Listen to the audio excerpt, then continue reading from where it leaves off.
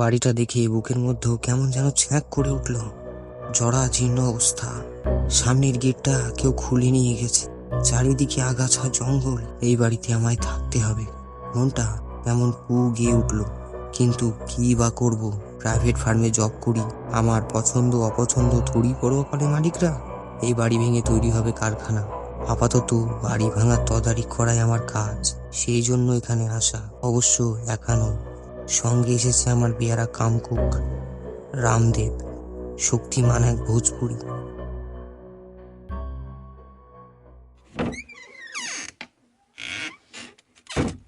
একটা ঘর পছন্দ করে সংসার পাতলাম।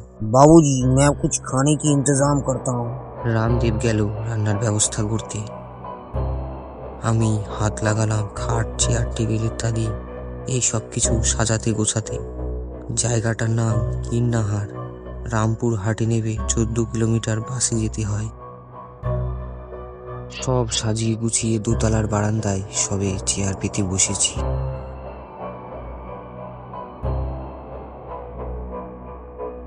এমন সময় রামদেব হাজির, কাচু মাচু মুখে কি যেন বলতে চায়। কি রে रामदेव, কিছু বলবি? जी हाँ बाबूजी, मुझे ये मकान ठीक नहीं लग रहा है। वो लोग बिगड़ जाएगा। বলুক, কে আছে তুই আর আমি ছাড়া এই বাড়িতে? তার মানে ভূত? তা বেশ, তো টিভি ফিবি নেই, না হয় ফ্রিতে কিছু ভূতই দেখে নেব, কি বলিস? আমার কথাটা বোধহয় রামদেবের পছন্দ হলো না, মুখ ভার করে শান্তি চলে গেল।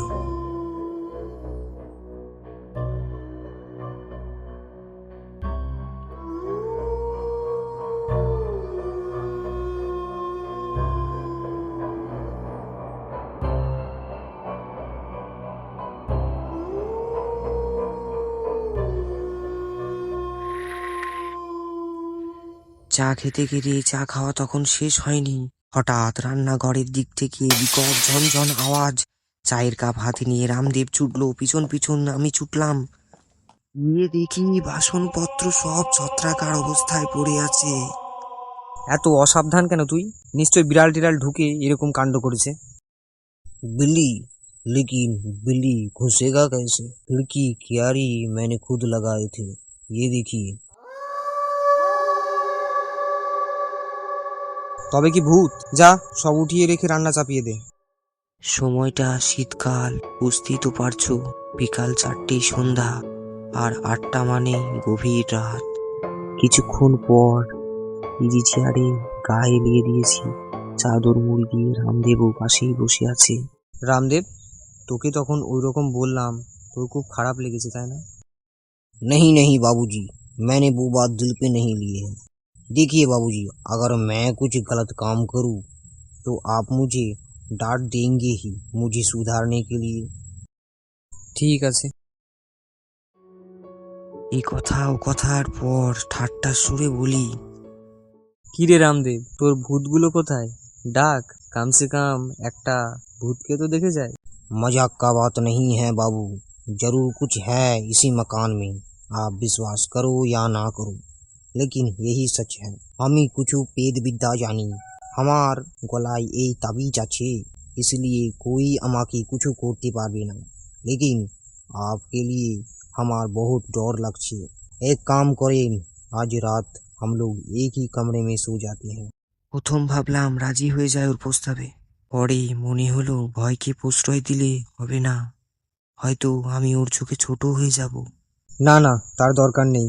তুই এক কাজ করিস, রাতে একটু সজাগ থাকিস, তাহলেই হবে। তারপর কাল সকাল থেকেই তো বাড়ি ভাঙার কাজ শুরু হয়ে যাবে, তখন ডেরাডেঙ্গা উড়িয়ে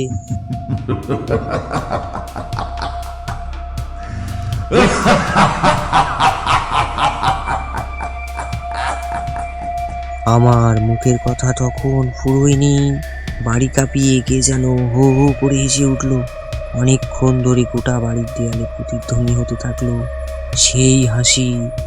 আমার হাত পা পাথরের মতো ঠান্ডা হয়ে গেল আর ভারী হয়ে উঠল। बाबूजी, मैंने पहले ही बोला था आपको, इस मकान में कोई तो है। কোনো রকমে ভয় কাটিয়ে রামদেবকে বললাম, কোনো পাগল টাগল ঘুরে বেড়াচ্ছে হয়তো এই বাড়ির আশেপাশে, তাই এরকম হাসির শব্দ আসছে হয়তো। बाबूजी, मुझे लग रहा है ये हंसी यही मकान से ही आ रहा है। আরে না, তোকে বলছি না এ বাড়ির আশেপাশে কোনো পাগল টাগল ঘুরে বেড়াচ্ছে। लेकिन बाबूजी, লেকিন টেকিন আর না, যা তুই গিয়ে শুয়ে পড়গা, যা, কাল সকালে কাজ আছে, অনেক কাজ। তখন রামদেব চলে যায়, আর কিছু না বলেই ঘুমোতে। সত্যি ভয় তো আমারও পাচ্ছে, মনে হচ্ছে এ বাড়িতে কেউ আছে। আজ রাতটা কোনো রকমে কাটাতে পারলেই বাঁচি। তখন কত রাত কে জানে, হঠাৎ একটা ঝাঁকুনিতে ঘুম ভেঙে গেল। মনে হলো কে যেন খাটটাকে ধরে প্রচন্ড জোরে নড়াচ্ছে। চোখ খুলে দেখি হারিকেনের অল্প আলোয় দেখি খাটের পাশে দাঁড়িয়ে আছে একটি অল্প বয়সী মেয়ে। ধরপড় করে উঠে পড়লাম। মেয়েটি ইশারায় দরজা দেখাচ্ছে। মন্ত্রমুগ্ধের মতো দরজার দিকে এগোলাম। খিলে হাত পড়তেই চমক ভেঙে গেল। এ কি, খিল তো বন্ধই রয়েছে, তাহলে মেয়েটি ঘরের মধ্যে ঢুকলো কি করে? রামদেব, রামদেব, কোথায় আছিস তুই? শিগগিরই আমায় বাঁচা, রামদেব। আমার আর্ত চিৎকার শুনে হাতে কাগজের মুড়ুক নিয়ে রামদেব লাফিয়ে বাইরে বেরিয়ে এলো। রামদেব সজাগই ছিল, চেঁচিয়ে আমাকে বলতে লাগলো, बाबूजी आगे मत बढ़ना, ये लोग पेत আছে। সামনে তাকিয়ে দেখি মেয়েটির সাথে একজন লোক রয়েছে। দুটি পাঞ্জাবি পরা, ভারী কি চেহারা। আমাদের দেখে লোকটা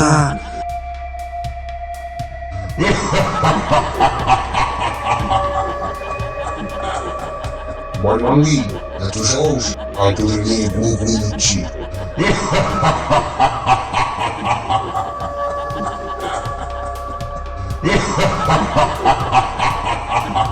মুহূর্তের মতো রামদেব তার মোড়ক থেকে মুঠো করে তুলোর মতো কি যেন নিয়ে বিড় করে মন্ত্র পড়তে পড়তে লোকটির দিকে ছুড়ে দিল। লোকটির চেহারাটা ঝাপসা দেখাতে থাকলো। পরক্ষণই মেয়েটির তীক্ষ্ণ চিৎকার।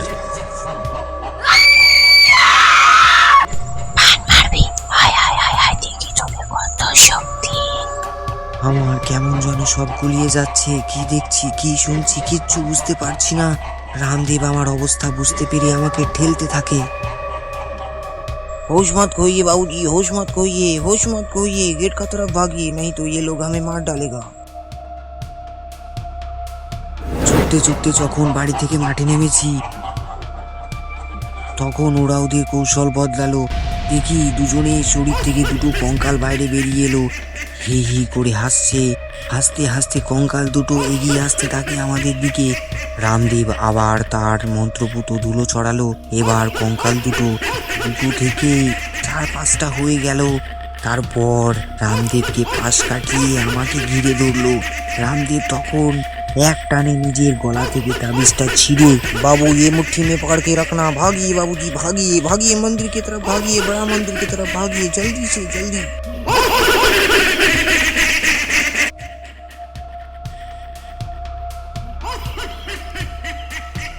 দৌড়াতে দৌড়াতে কতক্ষণ দৌড়েছি মনে নেই। একটা বাড়ির আলো দেখে তাদের দরজার সামনে আছড়ে পড়লাম। জ্ঞান যখন ফিরল, দেখি আমাকে ঘিরে 4-5টা উদ্বিগ্ন মুখ। একটা বৃদ্ধা স্নেহ ভরা স্বরে জিজ্ঞাসা করলেন, ঠিক আছো তো বাবা?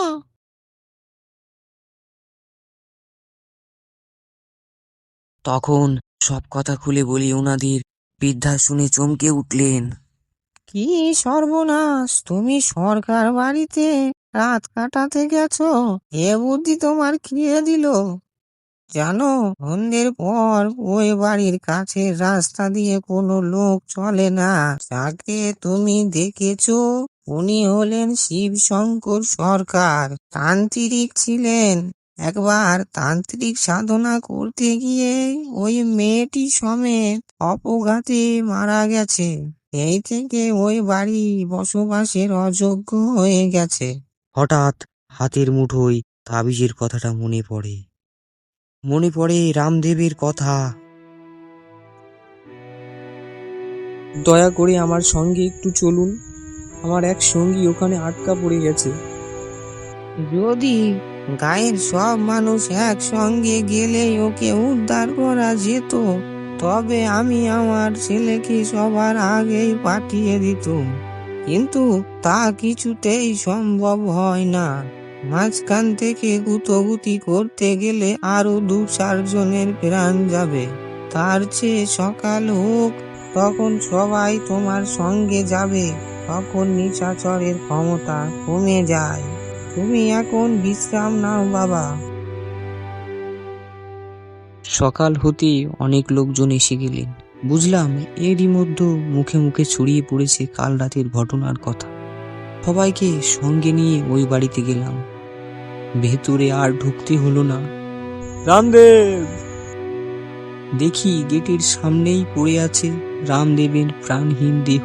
মাথাটা ঘুরে গেল, অসহায় কান্নায় ভেঙে পড়লাম প্রাণদাতার নিষ্প্রাণ বুকের উপর।